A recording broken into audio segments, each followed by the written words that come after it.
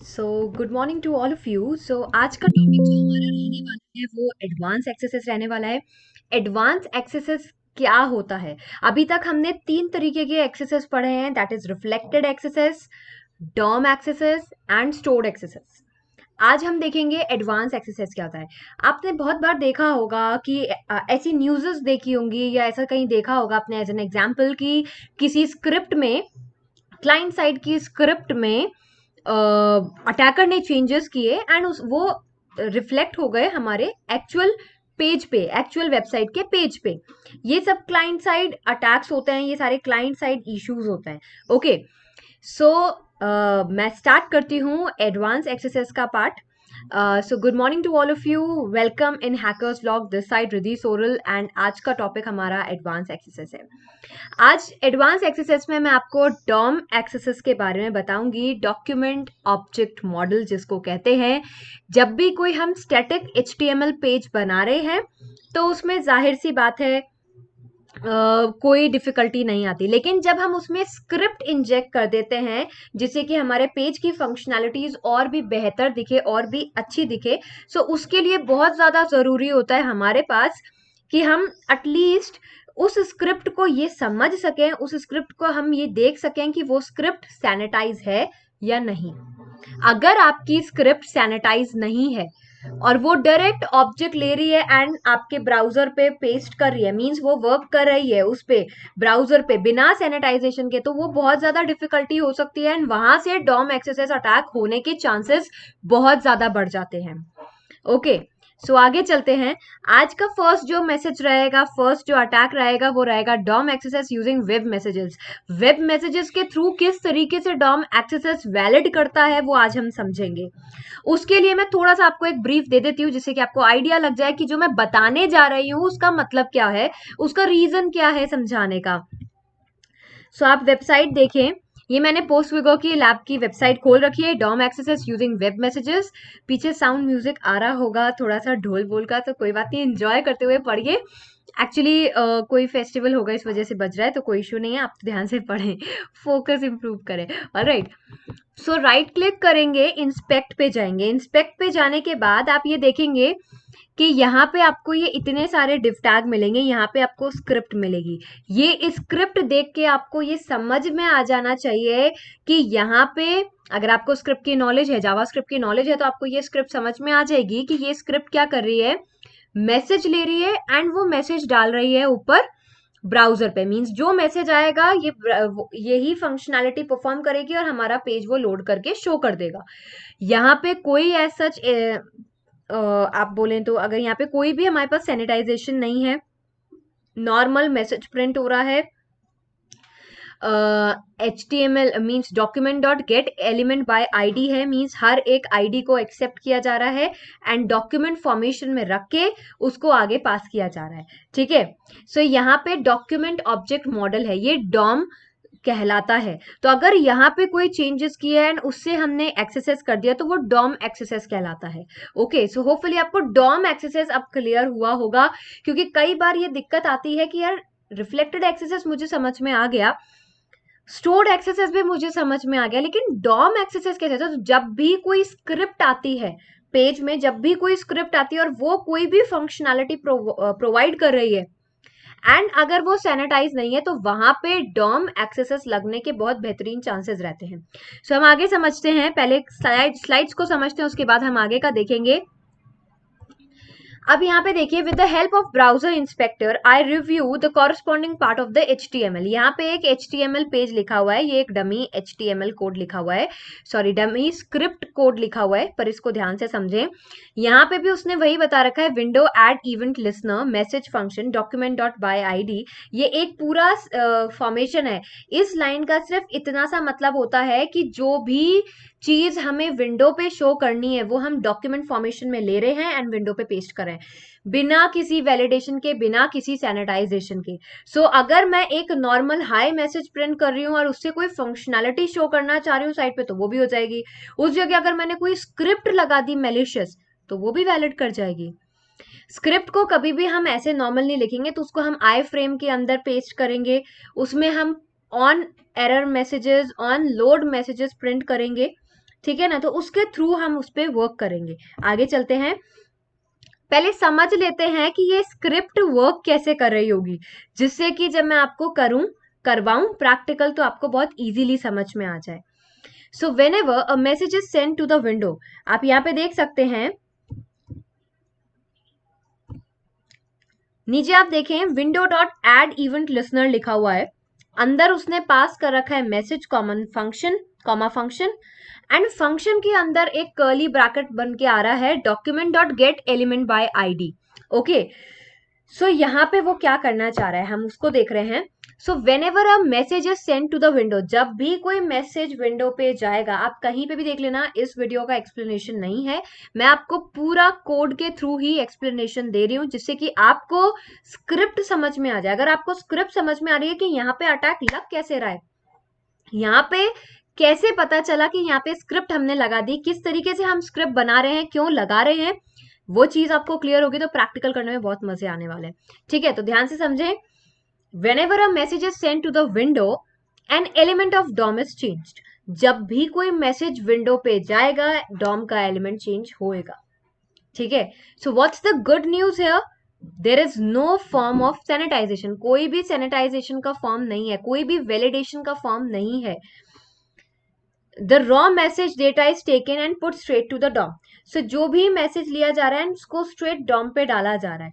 तो अगर मैं नॉर्मल मैसेज प्रिंट कर रही हूँ तो बहुत अच्छी बात है, पर as an attacker point of view से हमको स्क्रिप्ट पास करना है तो वो एक्सेस अटैक भी दिखा सकता है। ठीक है, so if I can load the page in I frame with in a page I control, जो पेज मैं कंट्रोल कर पा रही हूँ, अगर उसकी स्क्रिप्ट को मैं आई फ्रेम के अंदर इंजेक्ट कर दूं, I can send arbitrary data to the application, तो मैं कुछ भी डेटा एप्लीकेशन पे सेंड कर सकती हूँ। So I can access the window object of the lab application, अब इसमें क्या होगा, लैब एप्लीकेशन का जो विंडो ऑब्जेक्ट है उसको मैं एक्सेस कर सकती हूँ। I can not inject script tag directly, कभी भी हम स्क्रिप्ट टैग डायरेक्टली नहीं लगा सकते। अगर हम स्क्रिप्ट के अंदर ही चेंजेस कर रहे हैं तो किसी ना किसी फ्रेम के अंदर रखना पड़ेगा, इमेज टैग के अंदर रख देंगे, आई फ्रेम के अंदर पेस्ट करते हुए लिंक बनाएंगे। सो इस तरीके से होगा, ठीक है ना। So to have the browser run my script, I need to include in a way that it runs, and when it tries to render the page, for example on error, हम on error भी लिखेंगे, क्योंकि जब वो error आएगा वो page load होगा, वो पेज लोड होते हमारी स्क्रिप्ट चल जाएगी। सो वहां पे हमें ये पता चल जाएगा कि हमारा एक्सेस अटैक लग गया। क्लियर है, चलें प्रैक्टिकल पे। So quickly move to the practical now.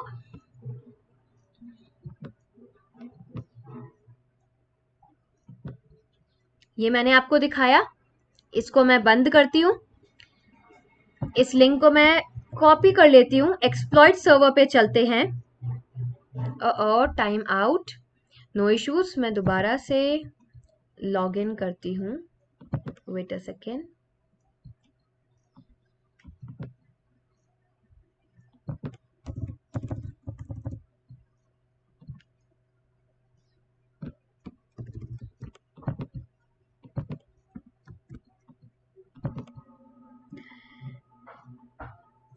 सो ये यूजर नेम पासवर्ड है, ऐसे ही आप भी क्रिएट कर सकते हैं, नो प्रॉब्लम।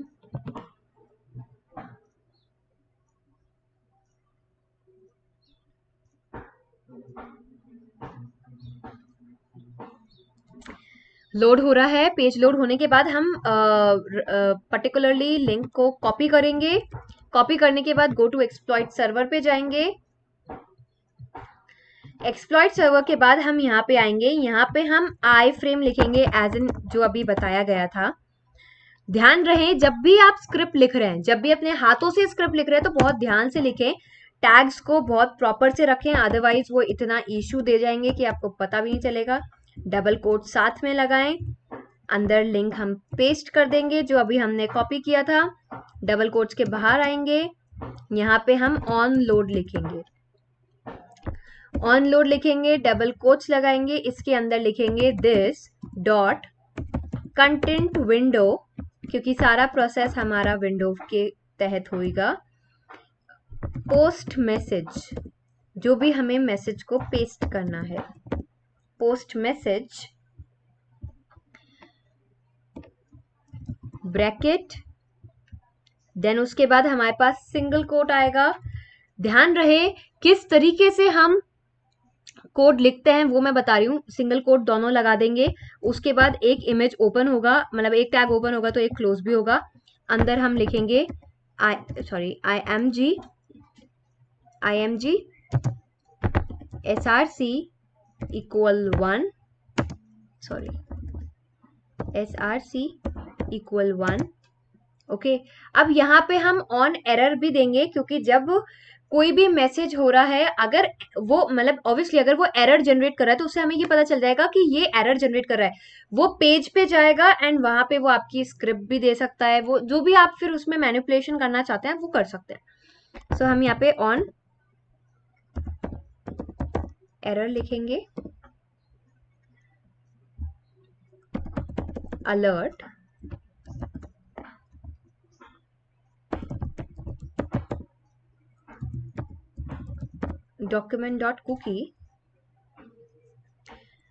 document.cookie लिखेंगे।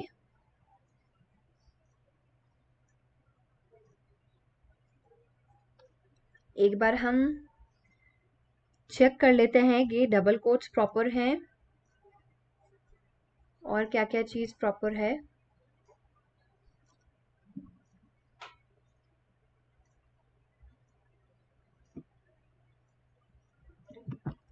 इसके बाद हम एक सिंगल कोट में एस्ट्रिक साइन भी लगाएंगे। ये हमारी स्क्रिप्ट बनी, हम एक बार इसको स्टोर करते हैं और इसको एक बार हम एक्सप्लॉइट करके चेक करते हैं। And here we did it. अब यहाँ पे क्या है, ये तो लैब थी, स्क्रिप्ट चल गई। अगर अब जनरली क्या होता कि अगर ये स्क्रिप्ट हमने लिखी थी, सिंस हमने ये स्क्रिप्ट लिखने के बाद यहाँ पे ऑन एरर लगाया था, तो जब भी पेज लोड होता एरर जनरेट होती है। यहाँ पे आप कुछ भी एरर डालेंगे, अगर वो पेज पे लोड होके दिख गई, इसका मतलब डॉम एक्सेस अटैक लग रहा है उस साइड पे।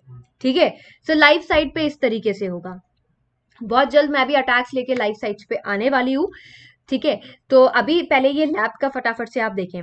सो ये एक पहली चीज कंप्लीट हुई।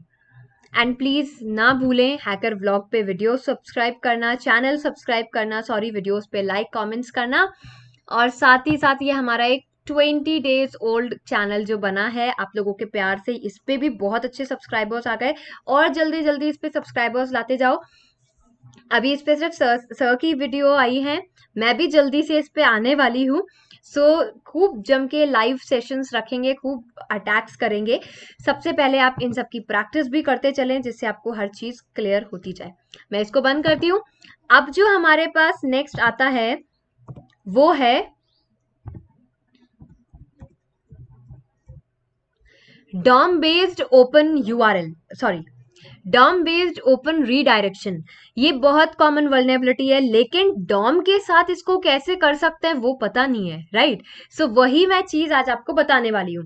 हर एक अटैक का पता होना चाहिए। एक्सेस में यूआरएल का पता है, होता वही है, लेकिन डॉम स्क्रिप्ट अगर लिखी है, मतलब डॉक्यूमेंट ऑब्जेक्ट मॉडल बनाया गया है, स्क्रिप्ट बनाई गई है, तो उसमें कैसे चेंजेस करें वो कैसे पता चलेगा, तो हम आज वही देखने वाले हैं।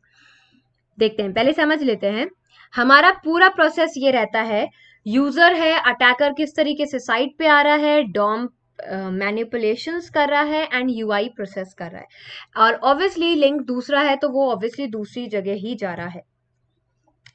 As I mentioned, application has DOM to redirect the users to the previous page. किसी भी पेज पे डाल सकता है, गूगल पे डाल सकता है, अननोन किसी गलत साइट पे डाल सकता है।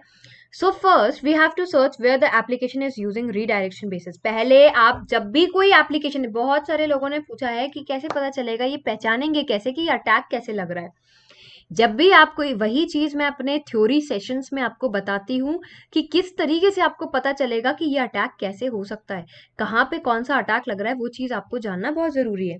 ठीक है, सो यहाँ पे बता रखा है redirect the user to the previous page. So first पहले आप क्या देखेंगे कि अगर कोई चीज सर्च हो रही है, जस्ट अ सेकेंड,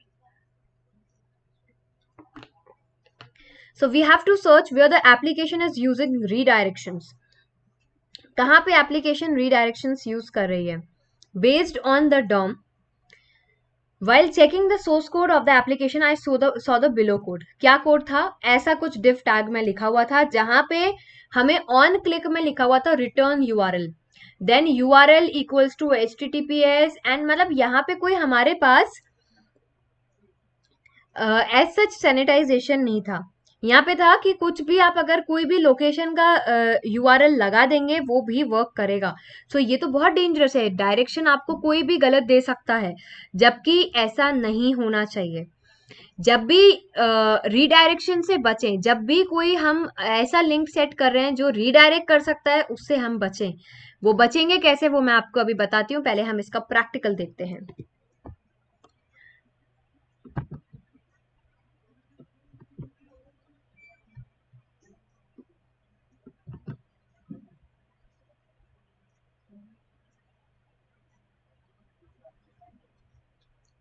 जल्दी जल्दी सब्सक्राइब करें और फ्रेंड्स को बताएं और सबको बताएं, और ये भी बताएं कि ये वीडियो कैसा लगा आपको.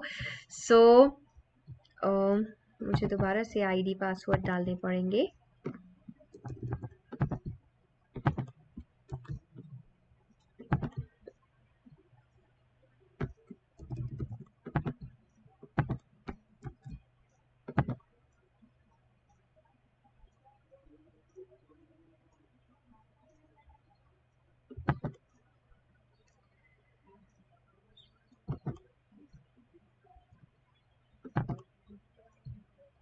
ओके, सो हम दूसरा ही खोल लेते हैं.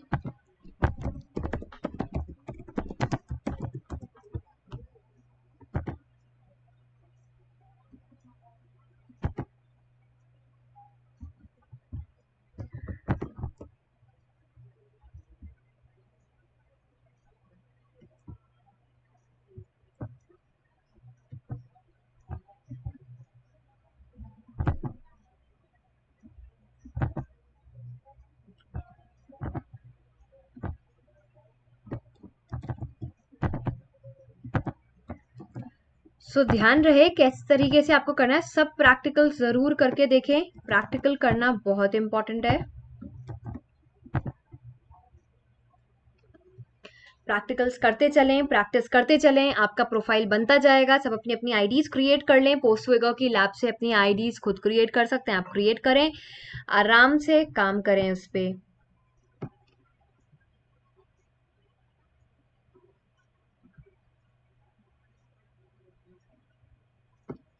सपोज हमने एक लिंक खोला, हमारे पास ये पेज खुल गया है. हम इस पर राइट क्लिक करके एक बार देख लेते हैं. इंस्पेक्ट में, सॉरी, व्यू सोर्स करके देखते हैं.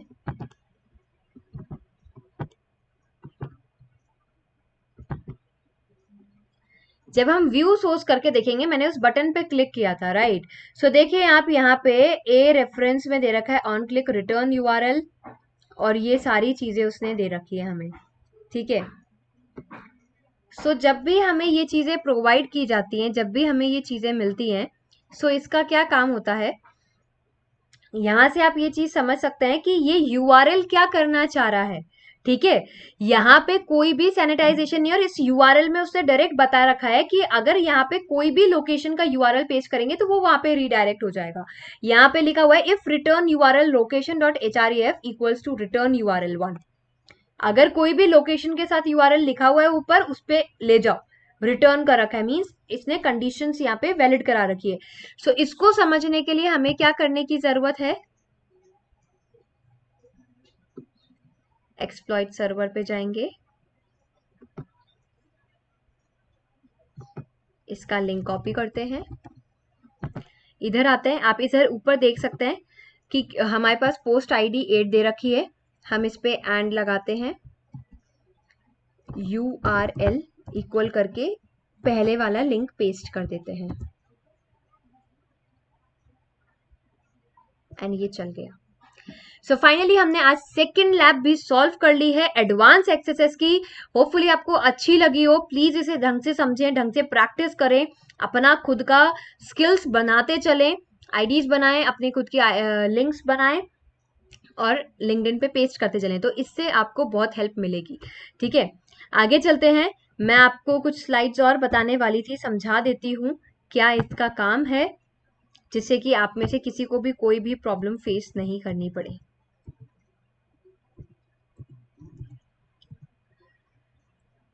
अब यहाँ पे देखिए, after looking at this JS script it is clear that URL parameter is not getting validated. यहाँ पे जो URL पैरामीटर है वो वैलिडेट नहीं हो रहा है एप्लीकेशन डायरेक्टली।